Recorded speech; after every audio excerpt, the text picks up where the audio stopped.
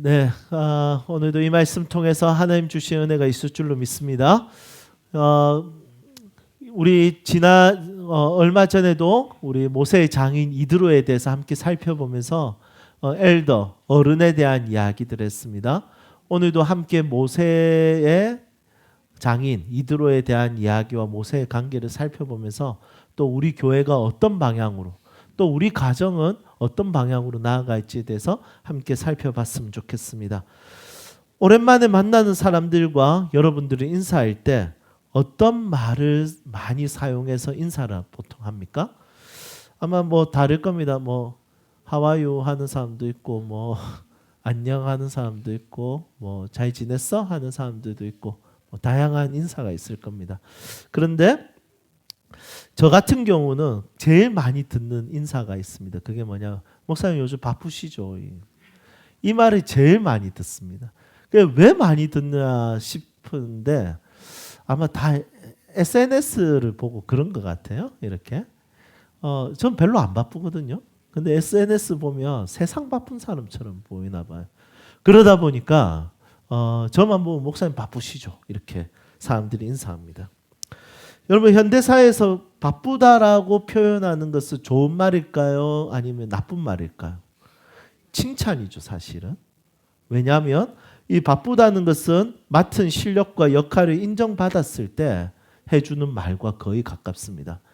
야, 니는 바쁘지. 이 말은 너는 지금 하는 일 너무 잘하고 있고 더 많이 하고 있고 확장되고 있고 너무 놀랍구나. 잘 지냈어. 약간 이런 느낌입니다. 그래서 이 바쁘다라는 말은 약간 축복이기도 하고 또 격려이기도 하고 응원이기도 하고 내가 너를 지지하겠다라는 표현도 있습니다. 한번 옆에 있는 사람 얼굴 보면서 인사하죠. 요즘 바쁘시죠? 이렇게. 예. 근데 오늘 말씀 보니까 세상 바쁜 사람 나오죠. 누굽니까? 예, 모세입니다. 모세 지금 진짜 너무 바빠요, 지금. 모세가 얼마큼 바쁩니까? 지금? 예, 아침부터 저녁까지 지금 일하느라고 정신이 없습니다. 우리 히타로 사장님처럼 제가 정신없이 일을 하고 있습니다. 우리 아침부터 저녁까지 일을 하는데 역할이 있습니다. 그 맡은 역할은 뭐냐면 재판하는 겁니다. 여러분 판사들 이야기 들어보면 너무 바쁘다 하더라고요. 그 판결문을 직접 다 친다 하더라고요.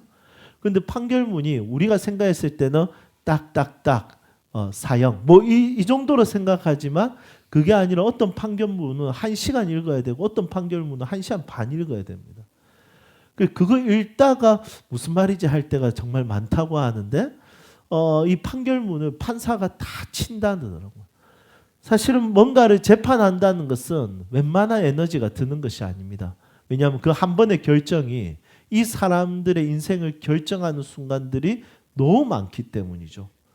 그래서 이 모세도 재판을 한다는 것은 너무 힘든 역할 중에 하나입니다. 스트레스도 많을 거고 자기 입술에 한 가정이 달렸을 거고 한 사람의 인생이 달렸을 가능성이 굉장히 높기 때문이죠. 그런데 이제 모세가 재판하는 백성들은 어떤 상황이냐면 새로운 사회가 된 거예요.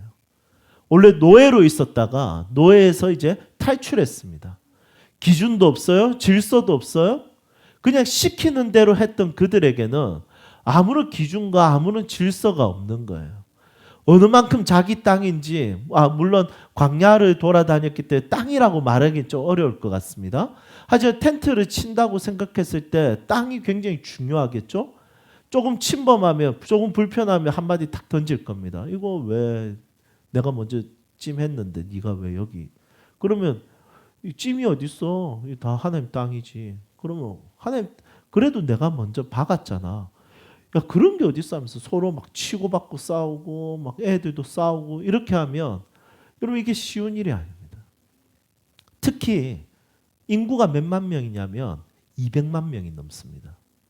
우리 부산 인구의 절반의 백성들이 새로운 사회를 이룬 거죠. 여러분 200만 명 지금 사회에서는 이 메가도시로 생각했을 때는 별거 아닌 것처럼 보이지만 고대에서 200만 명이면 어마어마한 거예요. 진짜 나라 중에서도 큰 나라입니다. 그렇게 새로운 큰 나라가 세워졌고 사회적으로 기준 없이 새로운 사회가 만들어졌는데 이 나라에서 이루어지는 여러 가지 사건들은 쉽지 않았을 겁니다. 모세는 그것에 대해서 새로운 기준을 가지고 판단을 하고 이렇게 그들의 삶을 도와주기 위해서 그들을 재판했던 것이죠. 오늘 말씀해 보면 곁에 있었다 이렇게 이야기하죠. 이스라엘 백성들이 곁에 있었다는 것은 그냥 옆에 이렇게 서 있었다는 것이 아니라 원어에 보면 둘러싸여 있다는 거예요. 그래서 둘러싸서 이거 해결해 주세요. 저거 해결해 주세요. 잠시만요. 아저씨 먼저 나오세요. 사형 뭐 이렇게 가는 거예요.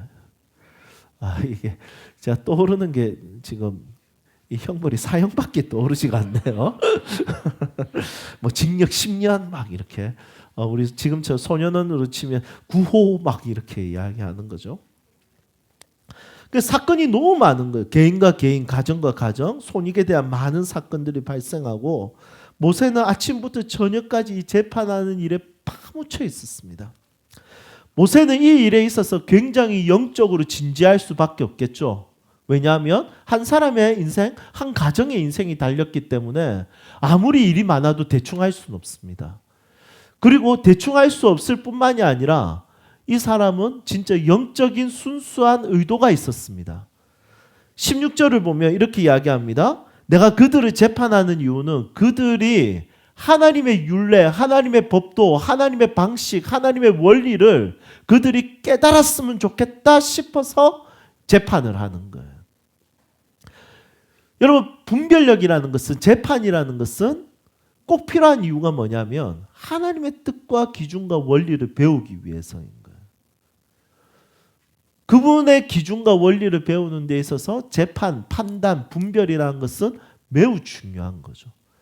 그러니 모세는 굉장히 순수한 영적인 의도를 가지고 그들에게 재판하기 시작합니다. 여러분, 저는 이것이 이스라엘의 복이라 생각합니다. 한번 제가 설교 때 잠시 언급한 적이 있습니다. 박영동 교수님이라고 이 고신대학원 교수님이신데 이분은 진짜 대단한 분이세요. 너무 은혜로우신 분. 조직신학자이신데. 물론 지금은 은퇴하셨어요. 이분이 조직신학자로서 교수로 있을 때 학교 청소하는 분들이 이분의 신학을 진짜 너무 재밌고 궁금하고 듣기가 좋아가지고 청소하다가 이분이 강의하고 있으면 들어가서 청강을 할 정도로 어마어마하게 따뜻하고 철학적이고 지성적인 분이세요. 그런데 이분이 칼럼을 썼는데 그 칼럼을 제가 읽는데 너무 재밌었습니다. 그때 우리나라의 대통령 선거할 때였거든요. 어떤 칼럼을 썼냐면 이렇게 칼럼을 썼습니다.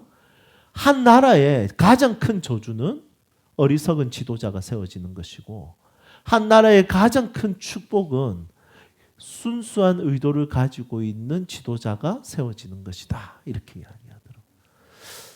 여러분, 공동체의 축복은 뭘까요? 공동체의 축복은 리더의 순수성이 잃어버려지지 않는 그 공동체라는 겁니다. 그 영적 순수함을 가지고 있는 리더가 진짜 하나님의 법도와 하나님의 뜻을 소중히 여기는, 그리고 하나님께 받은 그 비전과 꿈이 정말 순수한 의도를 가지고 그 꿈을 이루고자 하는 그 영적 리더의 순수한 의도가 한 공동체의 축복이라는 거죠. 여러분, 우리 세움교회는 복 받은 교회입니까? 아니면 복 안 받은 교회입니까? 아니에요. 이미 저는 순수함이 다 날아갔어요. 라고 말하고 싶지만 여러분, 제 안에 아직까지 순수함이 있습니다. 여러분, 꼬름해 보입니까? 아니요. 제 안에 아직 순수함이 있습니다. 하나님 주신 나라와 목적과 비전에 대한 순수함이 있습니다. 여러분, 여러분들 가정에서 우리 부모들이 영적인 리더죠. 아이들에게, 또 어떤 때는 내 아내에게, 내 남편에게. 여러분, 언제 존경받을 수 있을까요? 하나님 앞에 영적인 순수한 의도를 가지고 있으면 존경받을 수 있어요. 여러분, 저희 아내는 저보다 훨씬 똑똑한 사람이에요. 얼굴도 이뻐요. 그렇지만 감사하게도 저희 아내가 저를 존경해요. 제일 가까이에서 보는 사람인데 그 이유가 뭘까요? 제 안에 영적인 순수함이 있어요. 내 자녀들에게 가르치고 싶어하는 영적 순수한 하나님이 주신 꿈과 비전과 의도가 있다는 거예요. 마찬가지로 저도 세움교회 안에 있는 그것이 있어요. 그것이 너무 중요하다는 거예요. 저는 여러분들이 이 세상을 살아갈 때 어떤 자리에서 어떤 공동체에서 여러분들이 리더의 자리를 가질 수 있다고 생각합니다. 하지만 그 공동체가 복되게 하는 것은, 그 공동체가 하나님의 축복이 임하는 것은 여러분들 각자가 영적인 순수함과 의도와 목적을 잃어버리지 않는 것입니다. 그것을 잃어버리지 않을 때 그 공동체는 복되게 되는 것입니다. 그런데 그게 쉽지가 않죠. 왜냐하면 사람이라는 존재는 이기적이기 때문입니다. 사람이라는 존재는 자기 자신을 너무 사랑하기 때문이죠. 그래서 그것이 잘 안 됩니다. 순수한 의도를 지키기가 너무 어려운 것이죠. 그래서 하나님의 복이 필요한 겁니다. 하나님의 붙들어 주심이 필요한 겁니다. 모세의 영적인 순수한 그 의도, 하나님께 받은 그 마음, 그것을 가지고 이스라엘 백성들을 다스리려고 하는 그 마음이 너무 중요했던 것처럼 하나님께서 우리를 붙들어 주셔야 된다고 생각합니다. 여러분, 저를 위해서 기도해 주시기를 소망합니다. 목사의 영적인 순수한 의도가 무너지거나 뺏기지 않도록, 파괴되지 않도록, 훼손되지 않도록 여러분들이 지켜주시기를 여러분들이 기도해 주셨으면 좋겠습니다. 뿐만 아니라 여러분들이 가정에서, 직장에서, 이 세상에서 어느 곳에 가든지 하나님께로부터 받은 순수한 목적과 의도와 이유를 여러분들이 빼앗기지 않기를 소망합니다. 그런데 이렇게 영적 순수한 의도를 가지고 일을 하지만 장인 어른한테 뽀록이 난 거예요. 이 이드로에게 야, 이거 너 좀 이상한데 이렇게 된 거예요. 그래서 말씀해 보니까 이렇게 이야기합니다. 네가 하는 것이 옳지 못하다. 그 하루 종일 뭐 하는 짓이냐. 장인어른, 제가 진짜 순수한 의도를 가지고 진짜 저 백성들 제가 너무 사랑하는데 제가 그 좀 힘들긴 해요. 그렇지만 그래도 제가 끝까지 한번 해보려고요. 그런데 이 이드로 장인께서 이렇게 한마디 던지, 네 그렇게 하는 거 아니다. 정신 똑바로 차려라. 이렇게 이야기하는 거예요. 여러분, 이 이드로는 이렇게 이야기하는 이유가 뭘까요? 몇 주 전에 살펴봤듯이 이 이드로는 꼰대 같은 어른이 아니죠. 이 이드로는 굉장히 모세를 많이 생각합니다. 실제로 오늘 본문 말씀에서도 모세에 대해서 꼰대로서 지적하는 것이 아니라 18절에 보니까 사위 모세가 지칠 것에 대해서 진심으로 걱정합니다. 야, 네가 기력이 이렇게 되면 금방 빠진다. 어쩌겠노? 이렇게 이야기하는 거예요. 그래서 이 이드로는 새로운 방침을 줍니다. 그 방침은 뭐냐면 1000부장, 100부장, 50부장, 10부장을 세워서 리더들을 세우는 것이죠.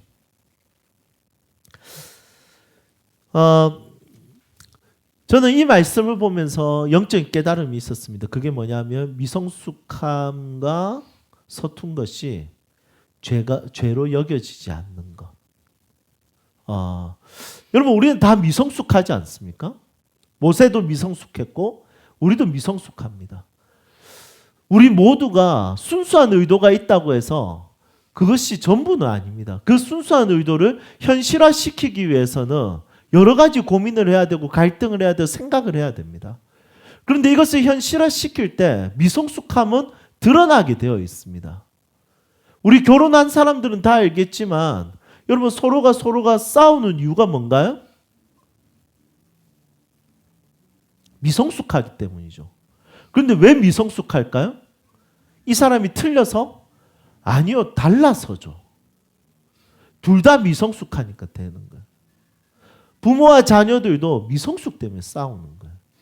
그런데 미성숙함은 싸울 이유가 아니라 미성숙함은 서로를 존중해주고 안아주고 채워주기 위해서 있는 거예요. 이드로가 정말 좋은 어른인 이유는 뭐냐면 모세의 미성숙함을 죄로 여긴 것이 아닌 거예요. 모세의 서투른 것을 죄로 여기지 않았어요. 모세의 서투르고 미성숙한 것을 악으로 여긴 것이 아니라 이것을 채워주는 역할을 하는 겁니다. 여러분 이것이 이드로가 가지고 있는 정말 중요한 강점이라는 것입니다. 여러분 우리 안에는 미성숙함이 다 있습니다. 안 넘어지고 걷는 아이가 어디 있겠습니까? 다 똑같죠.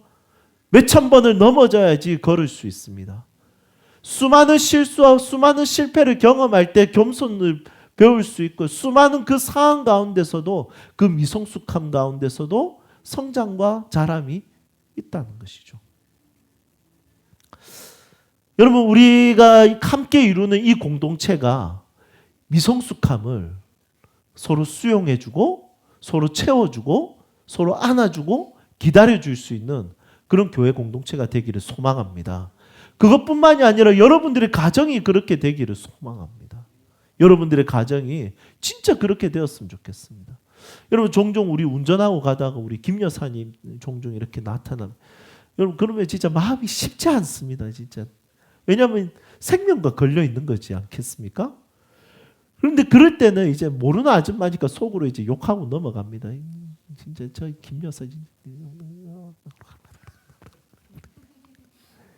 어떤 또 격한 사람들 이제 창문을 내리면서 샬롬을 묻기도 하겠죠. 진영이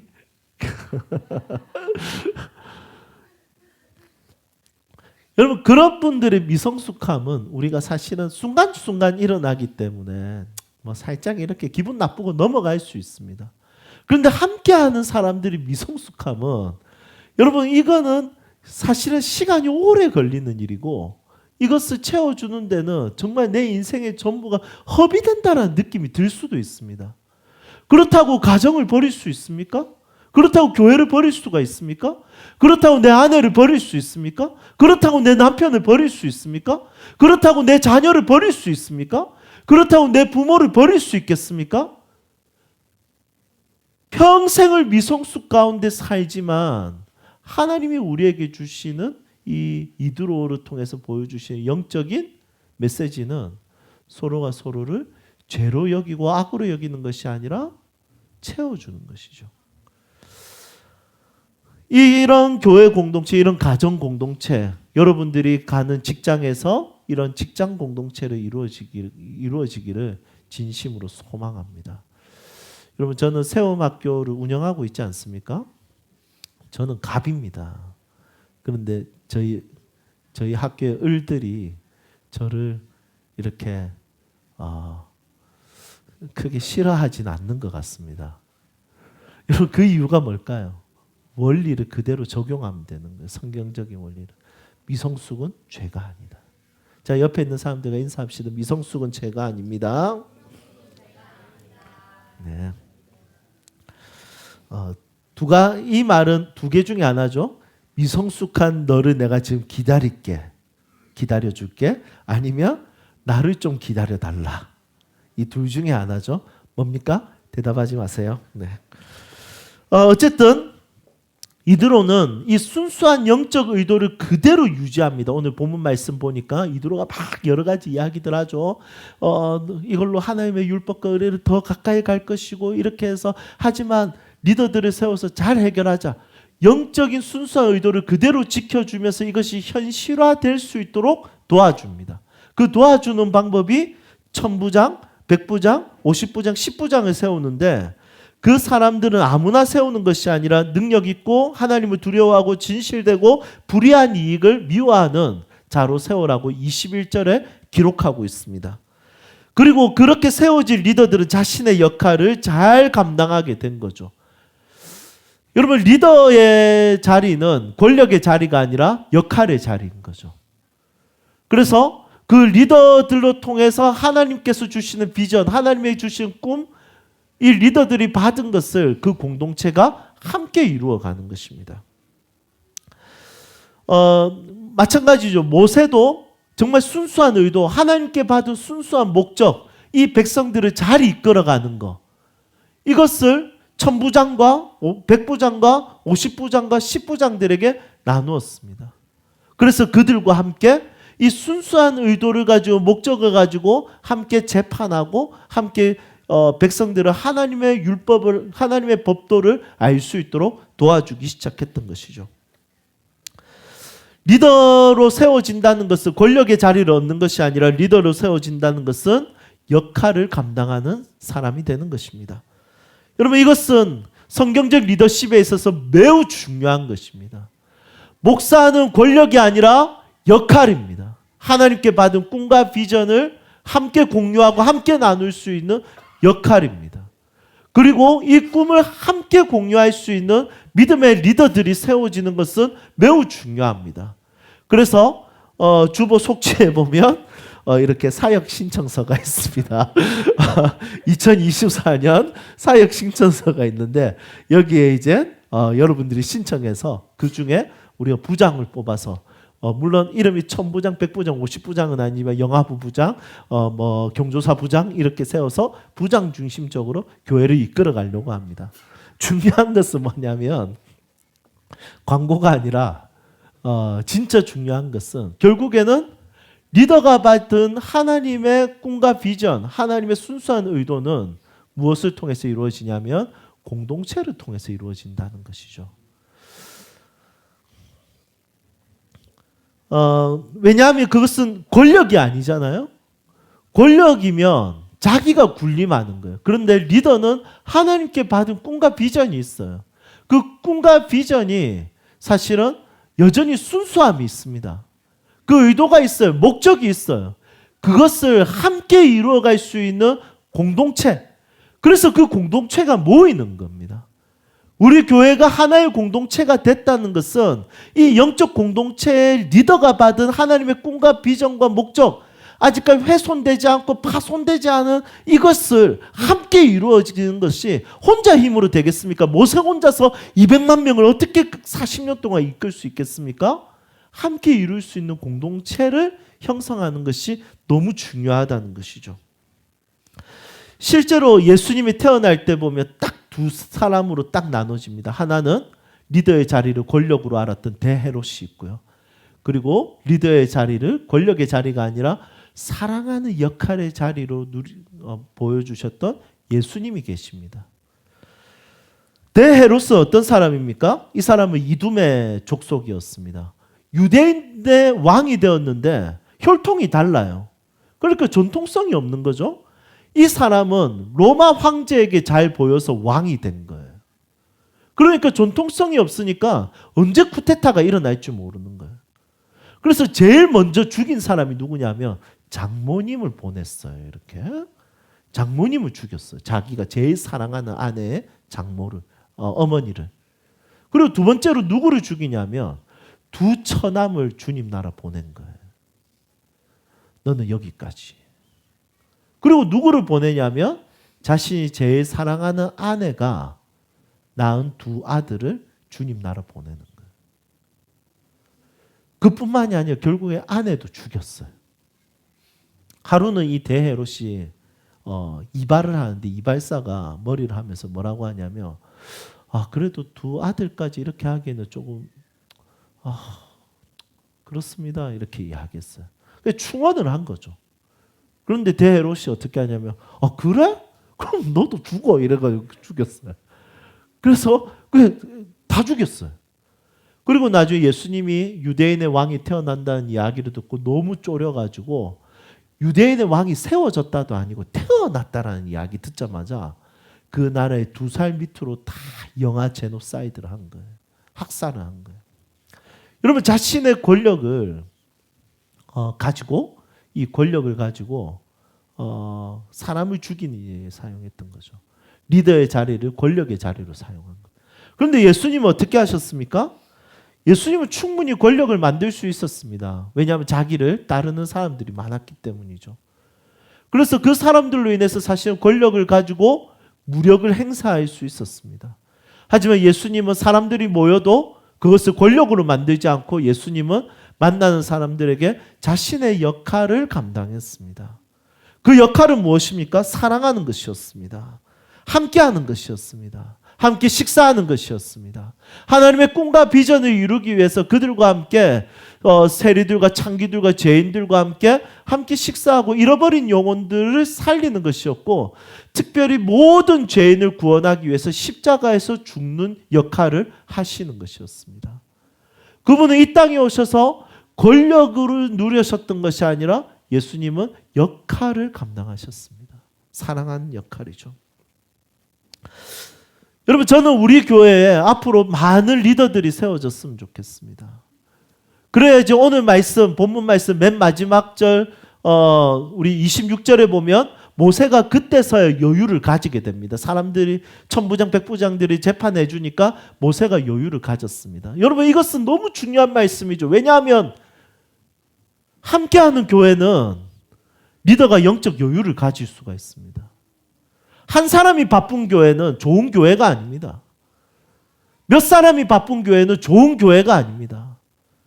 모두가 여유롭게 하나님의 나라를 위해서 이룰 수 있는, 함께 이루는 교회가 좋은 교회죠. 이 여유를 가지고 함께 주님의 나라를 이룰 수 있는, 진짜 목사도 여유롭고 교회에 있는 리더들도 여유롭고 교회에 오는 사람들도 여유롭게 올 수 있는, 누구든지 그런 교회를 함께 세워간다는 것은 매우 중요한 것이죠. 그래서 건강한 교회일수록 영적인 여유가 꼭 있습니다. 여러분, 저희 교회가 그렇게 리더들이 많이 세워지고 일꾼들이 세워져서 진짜 함께 행복하게 교회를 세워가고 또 가정을 세워갈 수 있기를 소망합니다.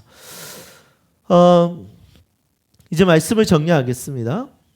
제가 좋아하는 책 중에 이제 이민아 교수님의 협력하는 괴짜라는 책입니다. 이 책은 저희 세움학교의 교육 철학이기도 합니다. 저는 이 책을 너무 진짜 재밌게 읽었거든요. 그래서 이 책을 보면 특히 제가 딱 적어놓은 글귀가 있습니다. 그게 뭐냐면 제가 그대로 읽어볼게요. 괴짜는, 그러니까 협력하는 괴짜니까 괴짜를 먼저 다룹니다. 괴짜는 일반적인 사고에서 벗어나 독특한 아이디어를 발견한다. 그리고 이제 협력에 대한 이야기합니다. 뭐라고 하냐면 협력은 그 괴짜가 발견한 아이디어를 현실로 이끌어낸다. 그러니까 괴짜가 아이디어를 발견했을 때, 창의적인 것을 발견했을 때 그 괴짜만으로는 그것이 현실화될 수가 없는 거죠. 그것이 현실화되려면 협력, 공동체가 필요하다는 거죠. 그런데 이 책은 결국 그게 무엇이냐? 기업이에요. 그런데 저는 이것이 영적인 원리인 거예요. 이미 기업에서 이제서야 하는 것이 아니라 이미 몇천 년 전에, 3,500년 전에 이 모세와 이드로의 사건을 통해서 한 사람이 받은 하나님의 꿈과 하나님의 비전과 순수한 의도가 이것이 현실화되기 위해서, 그러니까 우리가 기도할 때마다 나라에 임하옵시며 하나님의 나라가 임하옵시며 뜻이 하늘에서만 있는 것이 아니라 하나님의 그 뜻이 이 땅에 이루어지기 위해서 한 사람이 가지게 된 그 하나님의 뜻, 하나님의 계획을 이 세상에 현실화하기 위해서 할 수 있는 가장 중요한 것은 무엇이냐면 공동체라는 거예요. 교회 공동체.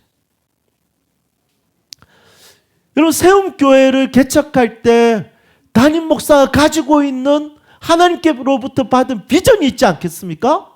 꿈이 있지 않겠습니까? 이 세상에 편의점 개수보다 많은 이 교회들 있는데 왜 하나 더 필요합니까? 하나님께 새롭게 받은 비전과 꿈 때문이지 않겠습니까? 여러분, 이것이 아이디어와 꿈으로만 갇혀 있지 않고 현실화되기 위해서는 하나님의 방식이 뭐냐면 교회 공동체를 이루는 거예요.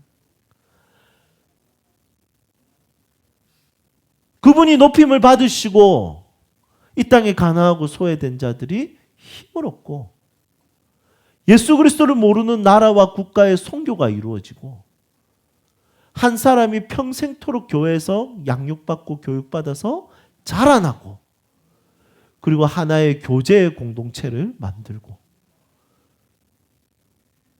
이 교회에 대한 그림이, 이 아이디어가 어떻게 현실화될 수 있겠습니까? 하나님의 방식은 공동체입니다. 하나님은 공동체를 포기할 수 없습니다. 종종 한 사람이 너무 소중해서 한 사람의 영향력에 대해서 우리는 설교 때 또 우리가 성경을 읽으면서 종종 발견하고 생각하게 됩니다. 하지만 한 사람에 대한 영향력은 항상 그 뒤에 뭐가 따라오냐면 그 공동체가 있습니다. 여러분, 저는 저희 세움교회가 하나님의 꿈이 어떤 관념에 어떤 책에 갇혀있는 꿈이 아니라 현실화되었으면 좋겠습니다. 그 현실화되기 위해서 우리의 세움교회라는 공동체가 필요합니다. 여러분, 여러분들 가정에 하나님께로부터 받은 우리 가정의 비전과 꿈이 있을 겁니다. 그 가정에 함께 이루십시오. 부부가 함께 의논하고 기도하고 함께 그것을 이루십시오. 그리고 함께 하나님의 나라를 위해서 자녀들에게 그것을 소개하고 함께 달려갈 수 있기를 소망합니다. 오늘 이 말씀이 저희 교회 공동체 그리고 여러분들 가정에 유익이 있기를 축복합니다.